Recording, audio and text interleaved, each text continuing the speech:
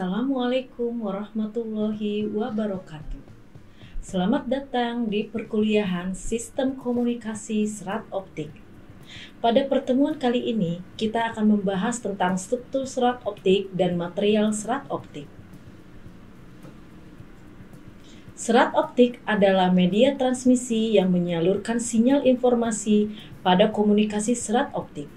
Struktur elemen dasar pembentuk terdiri dari cladding dan coating. Core adalah kaca tipis yang merupakan bagian inti dari fiber optik dan menjadi tempat berjalannya cahaya sehingga pengiriman cahaya dapat dilakukan. Core pada serat optik memiliki indeks bias yang tinggi dibanding cladding. Fungsi core adalah sebagai tempat berlangsungnya perambatan cahaya dari satu ujung ke ujung serat optik lainnya, sehingga proses pengiriman cahaya dapat dilakukan. Core memiliki diameter sekitar 8-200 mikrometer. Ukuran core berpengaruh besar terhadap kualitas dan kemampuan serat optik. Cladding adalah lapisan yang berfungsi untuk melindungi serat optik yang memiliki indeks bias lebih kecil daripada indeks bias core. Perbedaan ini yang membuat cahaya dapat merambat dalam core serat optik. Cladding memiliki diameter sebesar 125-400 mikrometer. Fungsi cladding yaitu mengurangi loss hamburan pada permukaan core, melindungi core, dan melindungi dari kontaminasi penyerapan permukaan. Fungsi coating pada serat optik yaitu menambah kekuatan serat optik, pelindung mekanis, dan perlindungan bagi core dan cladding. Serat optik berdasarkan mode penjalaran cahaya dibagi menjadi dua, yaitu single mode dan multi mode. Single mode adalah serat optik yang menampung satu mode penjalaran gelombang, sedangkan multi mode adalah serat optik yang menampung beberapa mode penjalaran gelombang. Perambatan cahaya dapat digambarkan sebagai bumbung gelombang terpandu. Jumlah mode yang dibawa bergantung pada diameter dan besar core. Diameter ukuran inti single mode yaitu 8-12 mikrometer. Mode yang merambat hanya mode fundamental dengan panjang gelombang 1310 nanometer, 1550 nanometer, dan 1625 nanometer. Single mode hanya merambat satu mode karena ukuran inti mendekati ukuran panjang gelombang. Nilai parameter V lebih besar 2,405, maka single mode merambat fundamental mode pada inti serat, sedangkan orde yang lebih tinggi akan hilang di kulit. Single mode memiliki kapasitas atau bandwidth yang lebih besar daripada multi mode karena dispersi yang rendah, sehingga single mode dapat mentransmisikan data yang lebih besar. Single mode digunakan untuk komunikasi jarak jauh dengan kecepatan tinggi dan redaman yang rendah.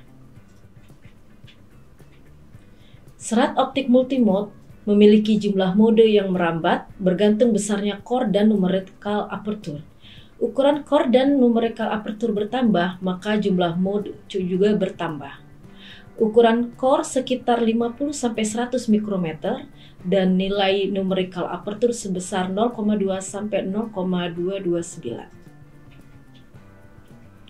Keuntungan multimode yaitu koneksi antar serat yang mudah dan penggunaan LED sehingga lebih murah. Namun, beberapa kerugian multimode yaitu intermodal dispersi. Mode tiba di ujung serat dengan waktu yang berbeda. Perbedaan ini yang menyebabkan pulsa cahaya melebar. Dan kerugian berikutnya yaitu dispersi ini menyebabkan bandwidth lebih kecil membawa informasi, karena panjang gelombang yang dibawa multimode berkisar 850 nanometer atau 1300 nanometer. Serat optik berdasarkan profil indeks bias terbagi menjadi dua, yaitu serat optik step index dan serat optik graded index. Multimode step index memiliki sejumlah modus penjalaran saat memasuki serat optik. Sinar optik yang berupa pulsa dengan modus penjalaran yang berbeda akan menyebabkan terjadinya perbedaan kedatangan di ujung lainnya, sehingga terjadi pelebaran pulsa. Perbedaan pulsa ini mengakibatkan gangguan terhadap informasi yang diterima. Sedangkan multimode graded index memiliki nilai indeks bias core dan cladding yang menurun secara bertahap hingga ke batas core cladding.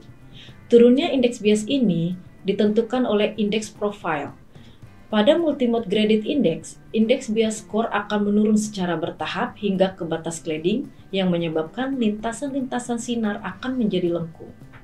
Sinar-sinar yang berangkat dari satu ujung akan tiba serentak di ujung lain, sehingga waktu yang diperlukan dalam penjalaran sinar tersebut adalah sama.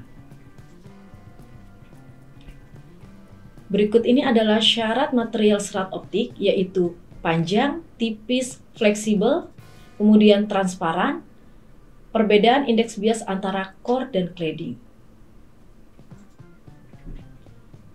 Syarat material yang dibuat sebagai bahan penyusun kabel fiber optik yaitu material harus dibuat panjang, ramping, dan serat yang fleksibel. Material harus transparan pada panjang gelombang optik agar cahaya bisa terbimbing dalam fiber secara efisien. Secara fisik, material tersebut harus mampu memberikan perbedaan indeks bias antara core dan cladding. Material harus memenuhi syarat yaitu bahan terbuat dari kaca dan plastik. Kebanyakan fiber optik terbuat dari bahan kaca yang terdiri dari silika. Fiber yang terbuat dari bahan plastik jarang digunakan karena redamannya lebih besar dibandingkan kaca. Kegunaan fiber plastik ini biasanya untuk aplikasi komunikasi jarak pendek dan kondisi lingkungan yang ekstrim, di mana fiber plastik memiliki keuntungan dalam hal kekuatan mekanik daripada kaca. Berdasarkan bahan penyusunnya, serat optik dibagi menjadi 5, yaitu glass fiber, Halide glass fiber, active glass fiber, chalcedonite glass fiber, dan plastic optical fiber.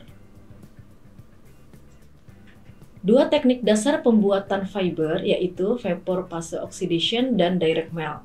Untuk direct melt mengikuti proses pembuatan gelas secara tradisional. Fiber optik dibuat secara langsung dari cairan komponen gelas silika yang murni. Sedangkan untuk vapor phase oxidation, uap logam halida sangat murni, seperti silikon tetraklorida, germanium tetraklorida, bereaksi dengan oksigen yang membentuk serbuk putih partikel silikon dioksida.